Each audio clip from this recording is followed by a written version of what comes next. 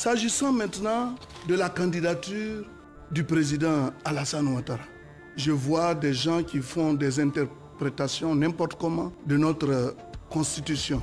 On parle de l'article 183. Moi, je ne suis pas un constitutionnaliste, mais je suis député, cela fait 25 ans, et j'ai voté des lois.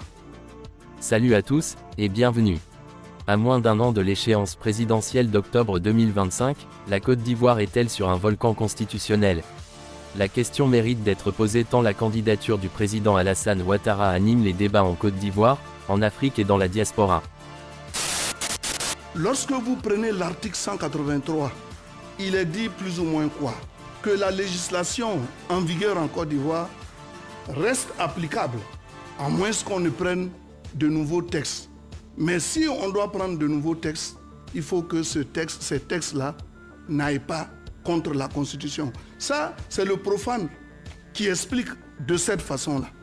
Quand vous venez de mettre en place une nouvelle Constitution, cela veut dire quoi? Cela veut dire que la Constitution met fin à la Constitution ancienne, mais en même temps, il y a des dispositions transitoires qui vous permettent de dire que c'est vrai, vous venez de créer une nouvelle république, mais la nouvelle république ne va pas tuer les textes existants. Donc cette disposition renvoie à tous les textes. C'est pour ça qu'on dit la législation en vigueur. On n'a pas dit la constitution en vigueur. La législation en vigueur, c'est-à-dire la constitution, la constitution, la constitution, la constitution. Les textes pris en son application, que ce soit des lois, des décrets ou alors des ordonnances et autres, qui sont en vigueur au moment de son entrée en vigueur, sans jeu de mots, restent applicables. Donc de ce point de vue-là, nous sommes dans une nouvelle république et cette nouvelle république dit qu'il y a 2 mandats. Le président Alassane Ouattara, notre candidat, va faire son premier mandat et s'il le veut bien, il fera son 2e mandat. Je crois que c'est simple. Ceux qui ne veulent pas entendre raison, ils ont la possibilité de voir avec le Conseil constitutionnel lorsque celle-ci va prendre les décisions appropriées. Votre point de vue a été entendu, je fais le tour de table avant que nous entrons véritablement dans le sujet. Monsieur Assouadou, est-ce que, selon vous, la Constitution a été violée, oui ou non? Oui, la Constitution a été violée parce que c'est pas moi qui le dis, mais je prends les experts, le comité de rédaction, présidé par le professeur Ouraga Obou. Il a dit, il a répété, M. Ouattara ne peut pas faire un 3e mandat.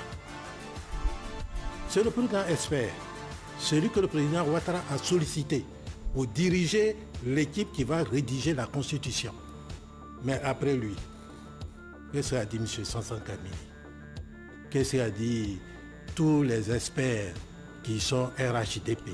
Eux tous, ils ont reconnu que M. Ouattara ne peut pas faire un 3e mandat.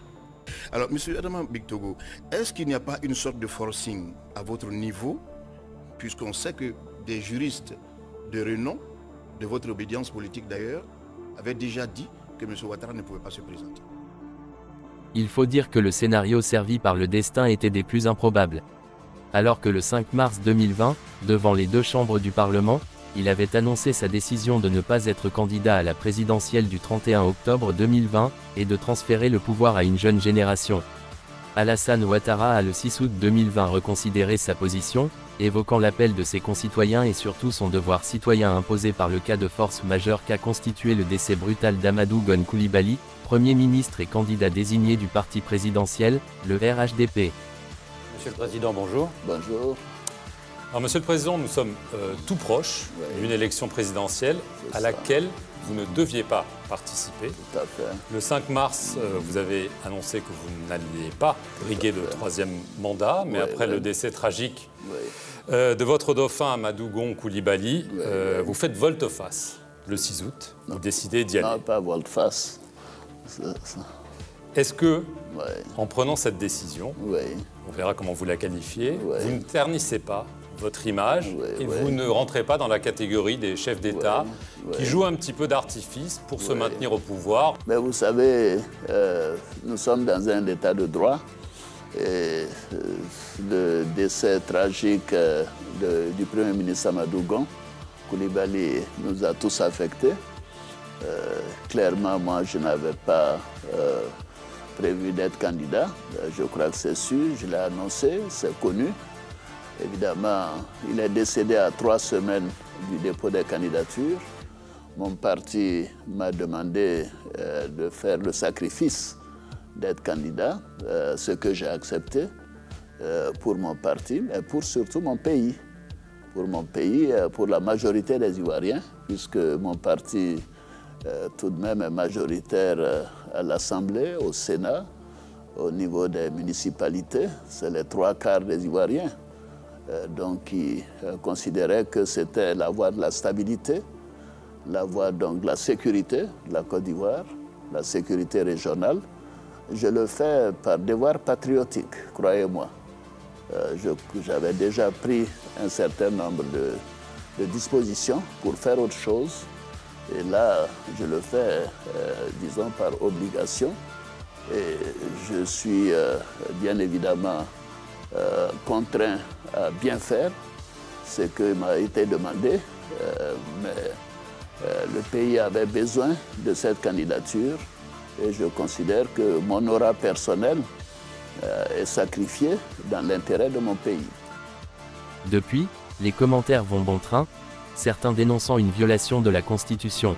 Non seulement la Constitution ivoirienne n'autorise plus une autre candidature de M. Ouattara du fait de cette limitation, mais en regard des engagements solennels pris par lui-même de ne pas se porter candidat, conformément aux dispositions de sa propre constitution de 2016, il a achevé de démontrer qu'il n'est pas un homme de parole. D'autres applaudissant des deux mains, évoquant la nécessité de ne pas perdre le bénéfice des 15 années de présidence Ouattara dans la paix, la sécurité et la stabilité. Les enjeux nationaux et internationaux, il les maîtrise mieux que nous tous ici. Non, il est bien là où il est. Il est à la tête de notre parti. Et notre parti considère qu'il est le candidat. Je n'ai pas besoin d'ajouter un adjectif ou un qualificatif. C'est notre candidat. Quoi qu'il en soit, le débat est loin d'être clos, au regard des interprétations différentes quant à la rétroactivité des dispositions concernant les mandats présidentiels ivoiriens. Pour rappel, voici ce que disait Alassane Ouattara lors d'une interview accordée aux médias français France 24 et RFI sur une probable candidature en 2025. C'est-à-dire que vous n'excluez pas d'être à nouveau candidat en 2025? Ah non, non, écoutez, ça suffit comme ça. C'est un sacrifice que je fais. Pour moi, il me serait difficile, même impossible. Et j'espère que la Constitution va nous régler ce problème. Affaire à suivre. Merci d'avoir regardé cette vidéo, à très vite.